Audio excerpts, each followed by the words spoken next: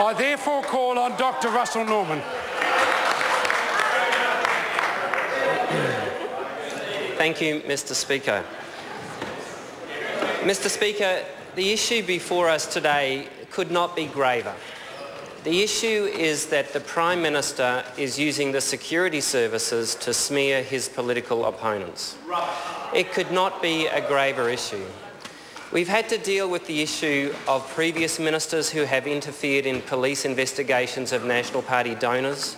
That was another occasion on which we had an urgent debate in this House, another terrible occasion for our democracy. But today, and the Minister, Stephen Joyce laughs on that occasion, it was a Minister of the Crown interfering in a police investigation for a National Party donor. It was a shocking event. Anyone who knows anything about what happened will know that it was a shocking event. Maurice Williamson did a terrible thing. On this occasion, we have the Prime Minister's office using the security services to smear his political opponents. It is hard really to find the words to describe how damaging this is for our democracy when the Prime Minister himself is using the security services to smear a political opponent. It is an extremely dark day for our democracy. It is extremely damaging to our democracy when the Prime Minister uses the SIS in this manner. What the Inspector General found was that the Prime Minister's Deputy Chief of Staff, Phil de Joux, got a briefing from the SIS regarding Mr Goff. He used that information to talk to Jason Eade, who was also a Prime Minister's staffer. Jason Eade then rang up Cameron Slater, who's an attack blogger, who's one of John Key's friends. That attack blogger, Cameron Slater, then did an OIA request while he was on the phone to Jason Eade in order to get the information. So the Prime Minister's office, the Prime Minister's Deputy Chief of Staff, was using information he received in a security briefing in order to smear Mr Goff, who was at that time the leader of the opposition. That is what the Inspector General of Intelligence and Security has found in her report today. It could hardly be more serious for our democracy when the Prime Minister abuses his access to security information in order to smear his political opponents. But that is exactly what is in the Inspector General's report. The report vindicates one of the central claims of Nikki Hager's book, Dirty Politics, that was released during the election campaign. At the time, the Prime Minister said these were baseless allegations. In fact, the Inspector General's report has found that one of the central claims in Nikki Hager's book was true. That was the claim that the Prime Minister runs a dark ops operation, however you want to call it, a dirty politics operation out of his office. That is through Jason Eade, and now it turns out Phil de Joux as well, who's the Deputy Chief of Staff of the Prime Minister. They run that operation out of the Prime Minister's office and have no boundaries in their abuse of power in order to smear their political opponents. On this occasion, what the Prime Minister's office did... Mr English? It's true, Mr English, and you know it's true. What the Prime Minister has done, it is in the Inspector General's own report that the Prime Minister's Deputy Chief of Staff received a briefing from the security services, told Mr Eade about the briefing. Mr Eade then contacted Mr Slater, and while they were on the phone, Mr Slater put in the Official Information Act request for the report. Those are the facts in the Inspector General's report. And what those facts show is that the Prime Minister of New Zealand is abusing his power in order to use the security agencies to smear his political opponents. It is an extremely dark day in our democracy. The Prime Minister should step aside. There should be a Royal Commission of investigation into what is going on inside the Prime Minister's office when we have a Prime Minister who is abusing his access to security briefings. Perhaps one of the other really disturbing elements of this is the politicisation of the SIS. The SIS, in fact, has certain limits in its act. It's not supposed to actually support or get in the way of political parties. Yet the verbatim conversations between the director of the SIS, Warren Tucker, and Mr Dejoux, who was the Deputy Chief of Staff, show that Mr Tucker was overtly party political and was trying to stop members of the opposition from criticising the SIS and the government of the day. Annette King gets a special mention in the report because she dared to criticise the government of the day. So Warren Tucker said, well, we have to try to stop that, don't we? What we've seen is that the SIS have now intervened in 2 consecutive elections on behalf of the National Party. In 2011, Warren Tucker helped the National Party to attack Phil Goff. In 2014, the new director, Rebecca Kittredge, amazingly, in the middle of an election campaign, put out a statement defending the Prime Minister's handling of this exact issue, in which the Prime Minister has been found to be acting in a way which is undermining our fundamental principles of our democracy. The Prime Minister used the Security Intelligence Service in order to smear Phil Goff. It was a shocking abuse of power. Now, the Prime Minister today in question time bounced around here and there trying to avoid responsibility for the actions in his office. Now, the Prime Minister can't have it both ways. Either he knew or had willful ignorance of what was going on in his office, or he did not. He was completely out of control. He didn't know what was going on in his own Prime Minister's office. It's one or the other. Now, which is it? Is it that he knew and approved of what Jason Eade and Phil Dejoux were doing, which was using the information from the security services to smear political opponents? Or was he so out of touch of his office, so out of control of the Prime Minister's office that he didn't know what was going on? Phil Dejoux, Jason Eade, Cameron Slater, I mean, he just didn't know what was going on. That's right, Mr Parker. He would phone Cameron Slater. Remember, John Keir's at both ends of this. He would phone and talk to Cameron Slater directly. He didn't just rely on Jason Eade to work with Cameron Slater. He did it himself directly in order to help Cameron Slater use security information to attack Phil Goff, who was leader of the opposition. The Prime Minister of New Zealand assisting Cameron Slater to help him attack Phil Goff, who was leader of the opposition. The Prime Minister of New Zealand, whose office was accessing information from the security services in order to pass it on to an attack blogger to attack the leader of the opposition. And Warren Tucker, in a disgraceful act, I mean a truly disgraceful act, that the conversation in the Inspector General's report is really disgraceful between Warren Tucker and Phil Dejoux, where it's clear that Warren Tucker identifies with the government of the day and is out to help them undermine the Labor Party. And I know that Phil Goff has treated Warren Tucker in a very respectful manner over many years. I've seen it myself. And I think Warren Tucker, it is a shameful thing that he's done. And I think it is shameful for our democracy what Phil Dejoux did as well.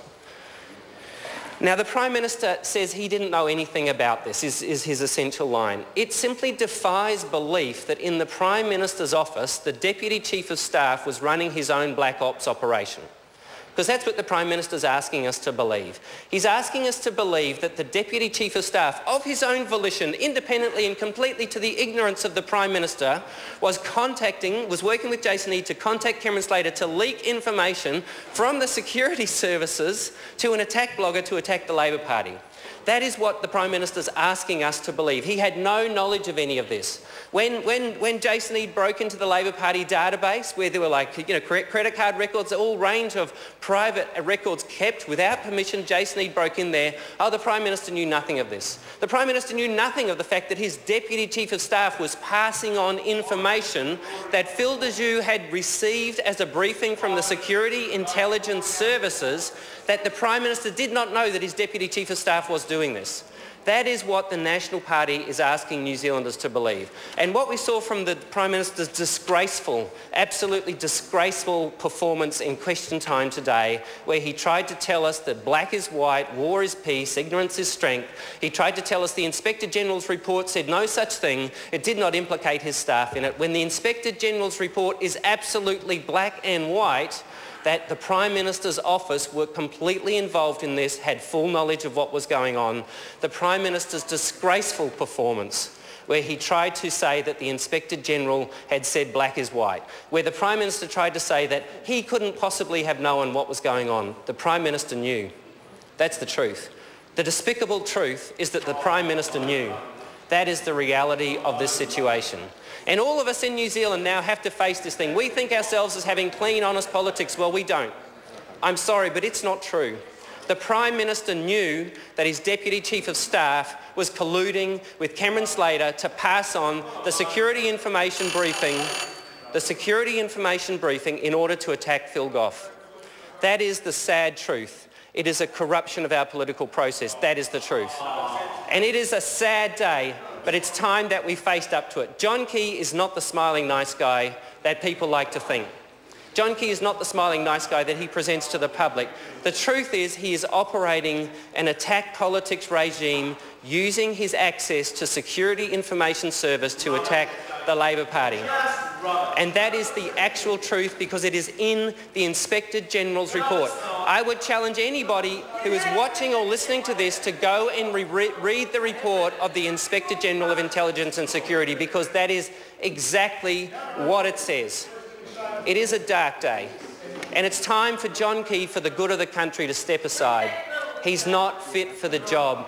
He is not fit. He does not have the ethical standards. He has the ethical standards of a junkyard dog. That's the truth of it. That is the truth of it, and Bill English knows it's true. It's true, Bill, and you know it. What the Prime Minister has done is unacceptable for our democracy. The Prime Minister knew what Phil Dejoux was doing, he knew what Jason Eade was doing, he knew what Cameron Slater was doing. They were using security information to smear the political opposition. And that is wrong in a democracy.